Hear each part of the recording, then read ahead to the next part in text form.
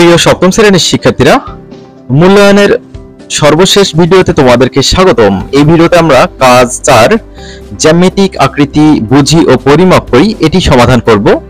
তোমরা পূর্বের কাজগুলো কাজ 1, 2 এবং 3 যারা দেখো নাই অবশ্যই দেখে নেবা।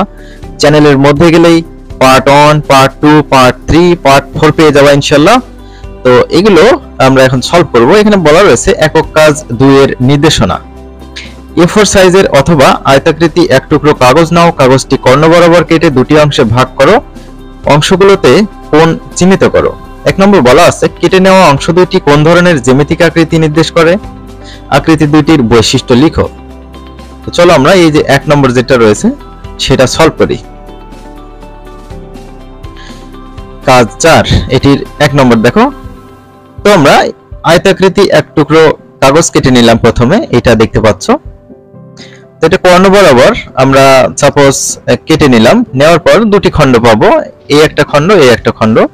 তো এগুলো দেখতে ত্রিভুজের মতো, তাহলে কেটে নেওয়া আকৃতি দুটি ত্রিভুজ নির্দেশ করে। বৈশিষ্ট্য দেখো, ত্রিভুজের একটি 90 ডিগ্রি বা সমকোণ আছে।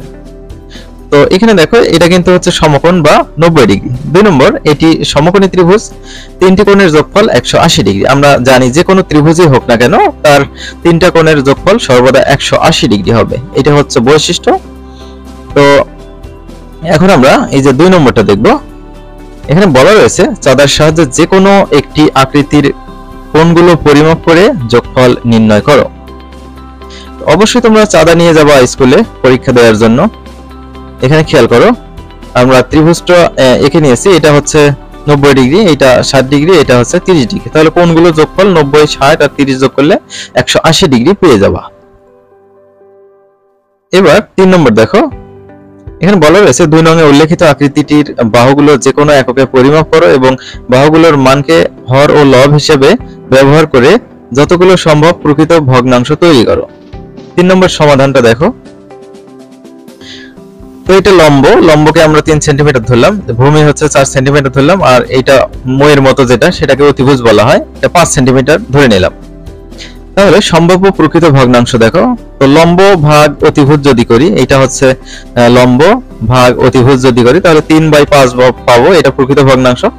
আবার যদি এই যে ভূমি বাই অতিভুজ করি তাহলে 4/5 পাবো, সেটা হচ্ছে প্রকৃত ভগ্নাংশ। আবার যদি লম্ব বাই ভূমি করি, লম্ব হচ্ছে 3, ভূমি হচ্ছে 4, এটা হচ্ছে প্রকৃত ভগ্নাংশ পাবো। এবার 4 নম্বরটা দেখো। এখানে বলা রয়েছে 3 নং এ প্রাপ্ত প্রত্যেকটি প্রকৃত ভগ্নাংশে 3টি করে গুণিতক নির্ণয় করো। প্রথমে আমরা 3/5 পেয়েছিলাম, তো এটার গুণিতক বের করব কিভাবে? পূর্ণ সংখ্যাগুলো দিয়ে যদি আমরা এই যে মেইন ভগ্নাংশটাকে গুণ করি তাহলেই আমরা গুণিতকগুলো পেয়ে যাব। প্রথমে 3/5 এর সাথে 1 গুণ করলে 3/5 পাবো।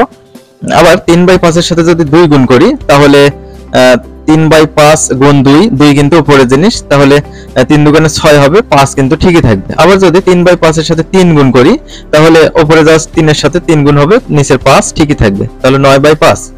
আবার দ্বিতীয় আরেকটি ভগ্নাংশ ছিল 4/5, 4/5 এর সাথে 1 গুণ করলে 4/5 হবে, 4/5 এর সাথে 2 গুণ করলে 8/5 হবে। অর্থাৎ এই যে উপরে যেটা থাকে এর সাথে সবসময় গুণ হয়ে যাচ্ছে। আবার যদি এর সাথে 3 গুণ করে 3 4 12/5 হবে। আবার 3/4 ছিল, এর সাথে 1 গুণ করলে 3/4, 2 গুণ করলে এখানে 6 হবে, 6/4। আবার যদি 3 গুণ করে 3 3 9, 9/4 হবে। তো এবার আমরা এই যে 5 নম্বর কাজটা যেটা রয়েছে সর্বশেষ সেটা দেখব। বলা রয়েছে 3 নং এ প্রাপ্ত প্রকৃত ভগ্নাংশগুলোকে সমহার বিশিষ্ট ভগ্নাংশে রূপান্তরের মাধ্যমে লসাগু নির্ণয় করো। এগুলো কিন্তু আমরা টিউটোরিয়াল যখন তৈরি করেছিলাম এই 3য় অধ্যায়ে তখন কিন্তু শিখিয়ে দিয়েছিলাম। তো এই যে যেগুলো আমরা পেয়েছি প্রকৃত ভগ্নাংশ লেখা হয়েছে, তো হর কোনগুলো? এই যে 5 আর 5 আর 4, তো এদের লসাগু 20 হবে। তো এখন কি করতে হবে? প্রথম ভগ্নাংশের হর 5 দিয়ে এই 20 কে ভাগ করতে হবে, 4 পাবো। এই 4 উপরে এবং নিচে গুণ করতে হবে, তো 3 4 12, 4 5 20 হবে। আবার দ্বিতীয় ভগ্নাংশের হর 5, এটা দিয়ে আমরা এই যে লসাগুকে ভাগ করব, 4 হবে, সেই 4 উপরে এবং নিচে গুণ করলাম, 4/5 কিন্তু যা আছে তাই থাকবে, 4 4 16, 4 5 20 হবে।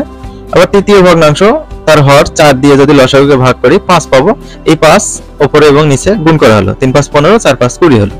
তাহলে খেয়াল করো সমহর বিশিষ্ট ভগ্নাংশগুলোর লব এখানে কিন্তু 12, 16 এবং 15 পেলাম। তাহলে 12, 16 আর 15 এর লসাগু কিন্তু 240 হবে। তো এখন কি করতে হবে, এখানে কিন্তু হর কিন্তু সমান 20, তো এই 20 কিন্তু নিচে থাকবে, আর এই যে লবগুলোর যে লসাগুটা পেলাম সেটা উপরে বসাইতে হবে।